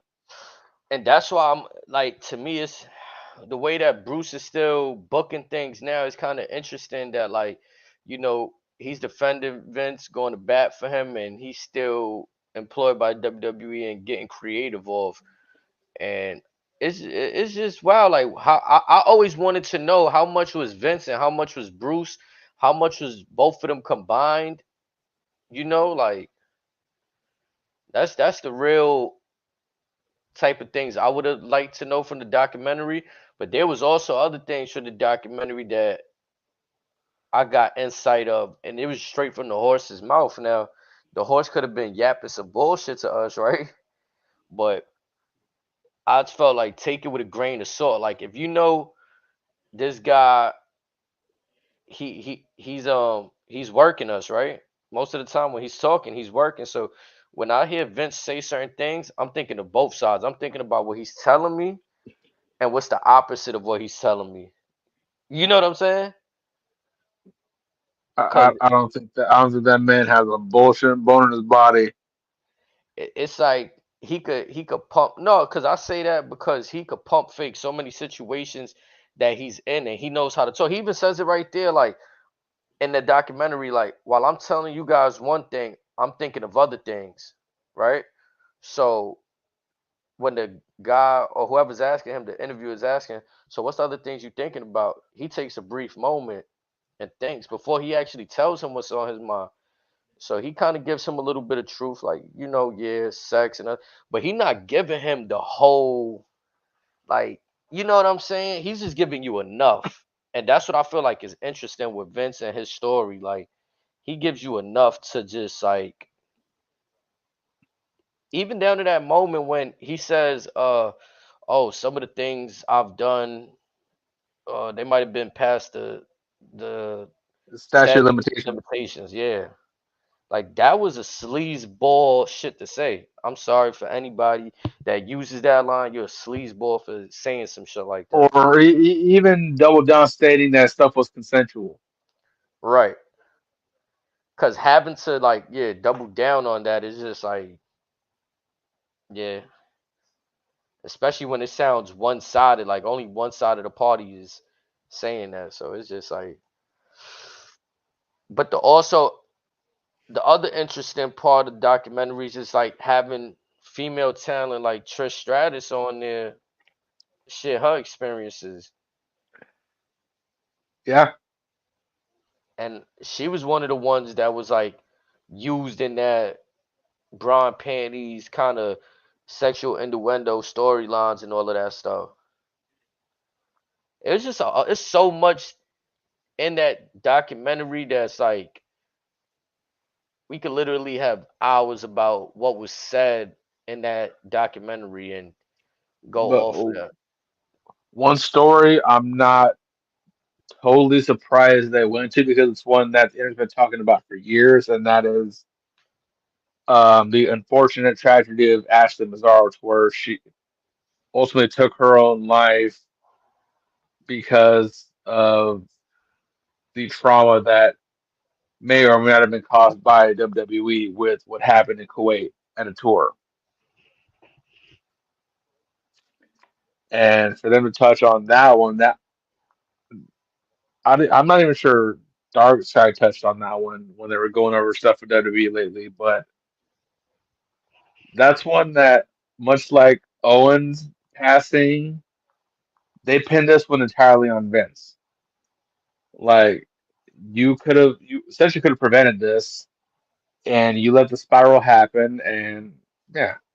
Now you can also argue that Owens was a freak accident, but still, it's like whose idea was to put him in that raptor and let him basically bungee jump? It was your idea, so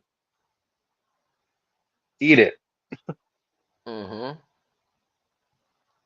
Yeah, that's the one part of the documentary that really shocked me. I would say that throughout all of the Owen stuff, I never knew that his blood was actually still in the ring. Yeah, so like I've watched that pay per view back so many times, never noticed it. I rewatched that the half an hour and half hour before after it just to see what happens. Just the focus on it. Yeah, it's there. Wow. Like that was the thing that was kind of like I couldn't. I mean, I could process it, but it was kind of like I'm trying to think like if I'm the talent there that night, and it's like, damn, one of my brothers. I don't even know how this guy like, like what's happening with the brother and his blood is, and this isn't just like, oh, we doing a job, bladed, open blood. This is like loss of Show life. must go on. Yeah, show must go on. Like that's the yeah, that was the crazy part, and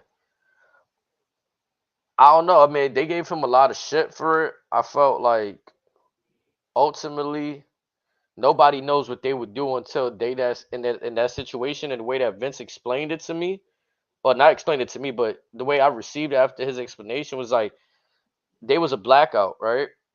Nobody really saw what happened. Now, if people seen what happened, and there might be a different outcome to them calling the show. I think if we talk to a Jimmy Corderas or anyone who's in attendance, they might tell you something different. I mean, and that's another thing too, right? We got to look at sports. Have football players died on the field, and like Oh, I we think got we've had a close few. with we got close with the Demar Hamlin situation, but they called the game on the spot, and folks understood why. Yeah, so I mean, in certain instances, I think it too. Like the biggest takeaway from this documentary, and I'm not trying to say like, oh, it's to justify, but that era, the '90s, and what we know in 2024, and how people react, and it's just different. Like back in the day, they would have probably not called, and it must go. The show must go on. In 2024, we might stop the show. It's Hmm. just it is what it is.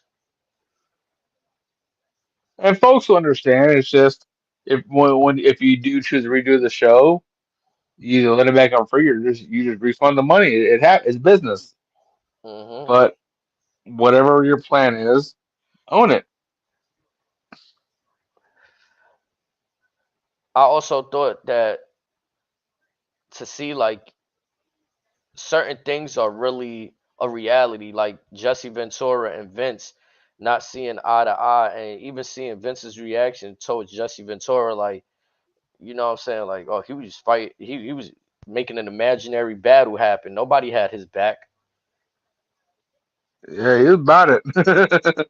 You know what I'm saying? And just to see that Triple H mended that fence, and this is how Vince really still feels, or at that time, 2022, right? Whenever that was filmed. But Yep. it it's still like a bunch of interesting thing. Even Triple H says a line in the documentary that I thought was interesting. Were we wrong for doing what we did, or the people that enjoyed it?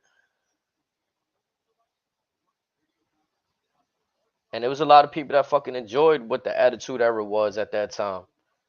And it was a So lot of don't you hate when the man's right? yeah, you gotta hate when the man is right, because it's a lot of people that like to come forward and say a lot of stuff, but you got to think back though too. At that time, you were loving it, weren't you? So yeah, it's a tough. Professional wrestling is like one of the most unique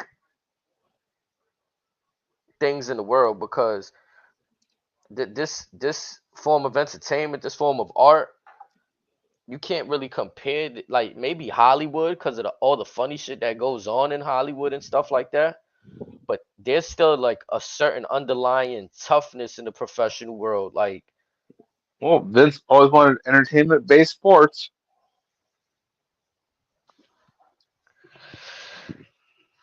yeah, because it's like you're dealing with entertainment, and you got a bunch of guys that feel like they're the reason that this entertainment is taking off, that this enterprise is taking off. Like we seen with the Hulk Hogan, and even Stephanie saying she felt a little resentment towards Hogan when she was growing up, for feeling like he was the man and responsible. You see Shane saying it was like a big no for Hogan to go to the competition, like it was taboo for him. And what is Shane allegedly about to do right now? That's the irony of what I saw in the documentary that I thought was funny, that he said that, and now he's doing. But again, I feel like I like to think a little further sometimes. Maybe the idea might not hit, but it don't hurt to think about it, right? It was surprising to see that Shane. I thought he went away for 7 years because he didn't fuck with his pops. So even after he came back, he still want that head nod from his father, right? So it's like that's all he's been looking to do this whole time, get that head nod. And it's just like, what if this AEW move is another way to get that head nod from Vince? So crazy, it just might work. Yeah, like, because I thought it was interesting to see, like, we've seen so many reports. Oh, there's turbulence between Vince and Shane, which that might be true, but what still remains true also is a father son relationship, that unless you have that type of relationship with your father, you probably won't know what that's like. Like Shane even said it. He thought he would get the business. Like part of him thought he would get that. Like, is he crazy for thinking that? No. Like, why would like? Even when Triple H came in the poll, everyone's like, nah, it's still Shane's. hmm But also, what was interesting, Paul Heyman mentions that like Vince mentioned to Shane, "You want this spot? You're gonna have to take me out. How I was ready to take my father out when he wasn't ready to do things my way." And I'm just like, nah, Vince is the ultimate cutthroat business.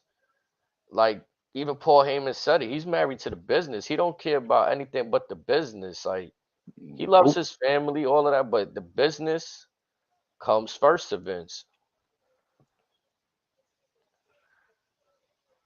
The man took a vacation with his wife and was back to work in less than 48 hours.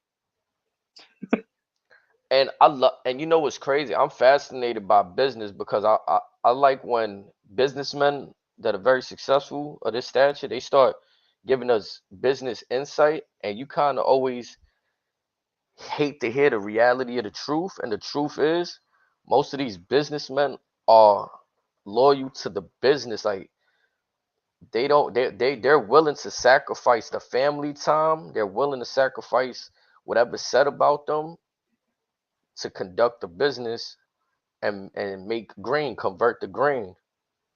Yep. Now, all of the bad shit that Vince has done, he is, you know, he's a terrible man for if he's coercing, doing all of this shit that is alleged against him, and all of that shit comes out to be true. He's despicable, disgusting. There's no place for that. But the business side of Vince McMahon taking WWF from what it was to what we see today, man, one of the greatest promoters in the world. Like, you've even seen Don King, one of the greatest boxing promoters, try to start his own boxing organization, and it's You can't capture that magic. yeah.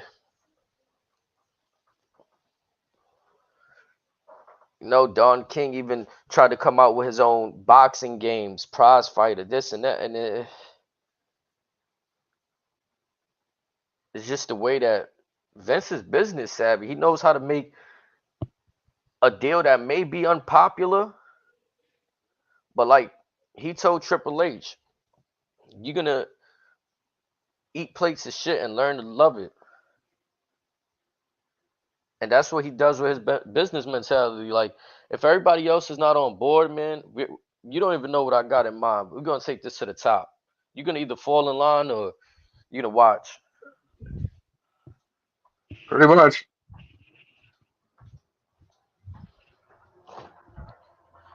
And And I firmly he had a believe good that. run. No, yeah, and I firmly believe that he's such of a great businessman that if this news would have not came out, or if he would have not done whatever he done, period, he would still be in the WWE to some capacity. But also to the, I forgot the gentleman that was speaking at the end of the documentary. He mentioned something also that WWE might have reached its climax with Vince. Possibility. Yeah, like sometimes like this change right here reinvigorated the fans for like whatever like you said, the perception is reality, right? And whatever the perceived of Vince McMahon just turned people off to watch the product after a while, just knowing that Look what he's still happened. Look what around. happened in 2016. Hmm. And sure, there was a slight appreciation when Vince, because Vince did this smart thing where he actually went away off TV for a while. So then when he finally did make appearances, the crowd started singing his song, No Chance. Like there became a little Vince appreciation. Like the saying goes, how can I miss it if you won't go away? Hmm.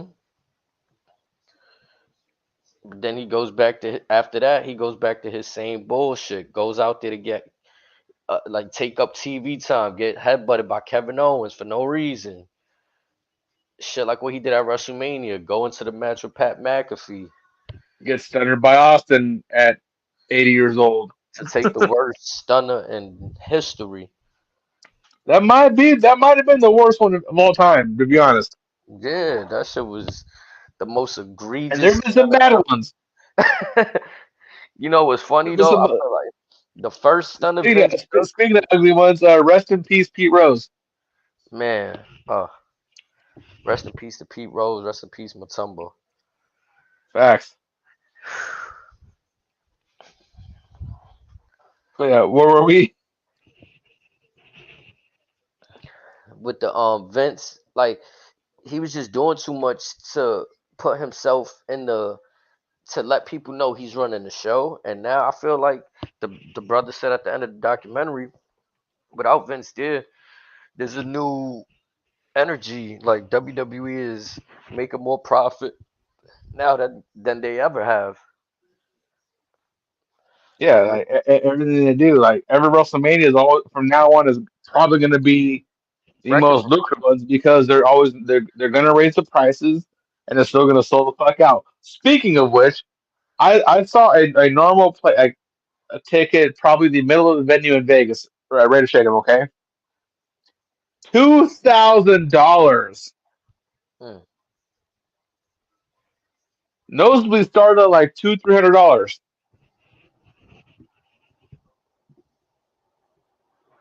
I mean, I get it's me, but damn. Now, I was gonna talk about this off air, but fuck it right now. Royal Rumble could be a little affordable, but that's if we act in the next like 3 days. Man.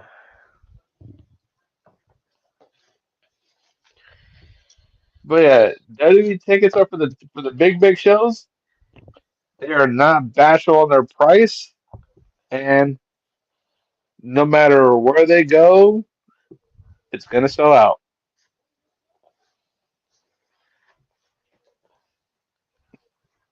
Now I know the yeah the pay PLE's always like, especially at Royal Rumble. Come on, they gonna turn up. Yeah, it's a great problem to have too. That cover, Royal Rumble, they got Roman and Cody on there. And the only reason why Drew McIntyre opened his mouth about the Rumble poster is because Punk's on the poster.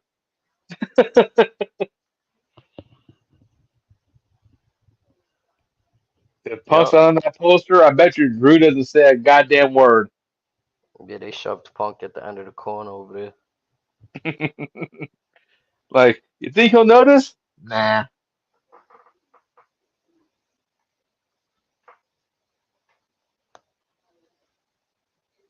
But yeah, you want to say anything else about that the Vince documentary? Um, I mean, if you want to take a day to dissect each section, we can do that. I'm down for that. Yeah, I think that'd be better so we could get a real good breakdown of each segment. Cause the way I'm thinking of right now, some of the I might be jumping around through episodes and what happened in each episode.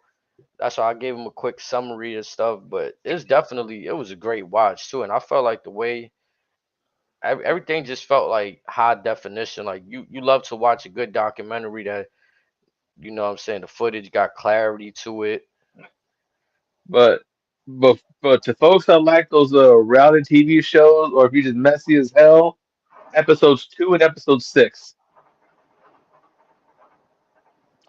Do with the information what you may.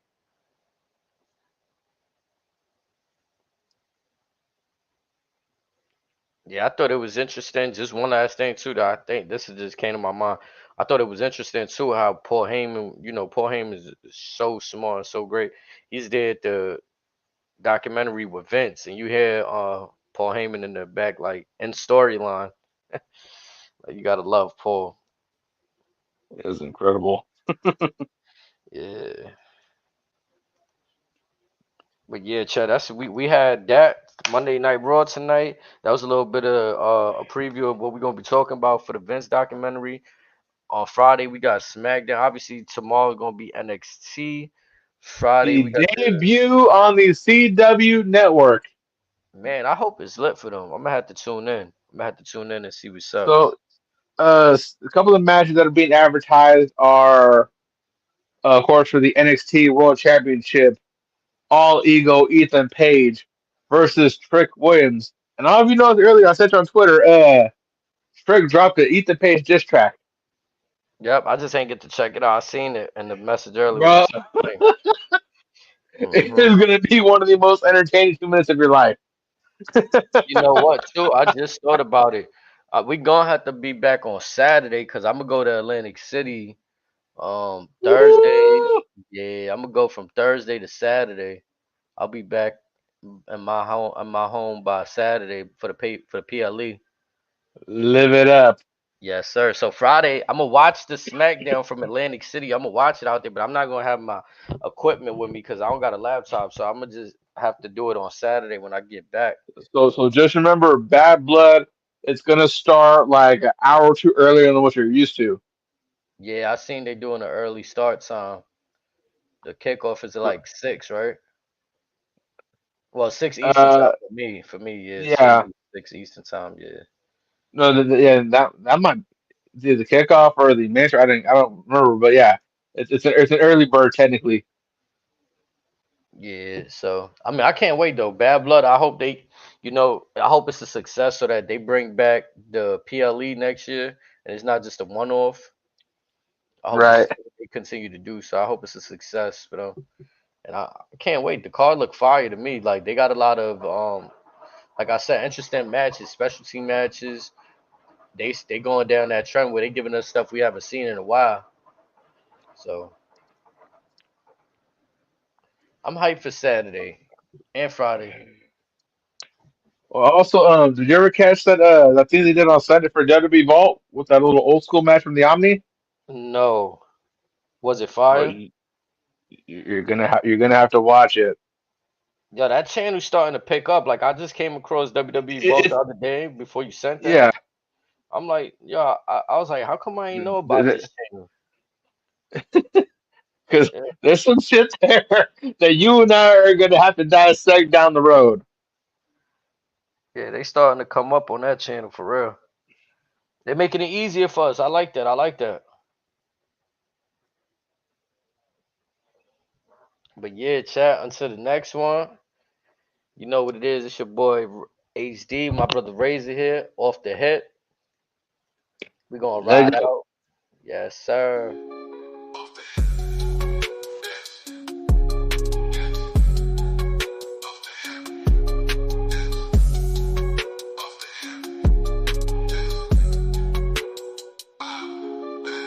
Chilling at the head of the table where the bosses sit, stunning everything in sight. Whether it's in the bloodline or corporate, walk me out the arena, big smile, low, handcuffed by officers. Hold on, wait, I think they lost the script. We got some shooters, pow, it's off the hip.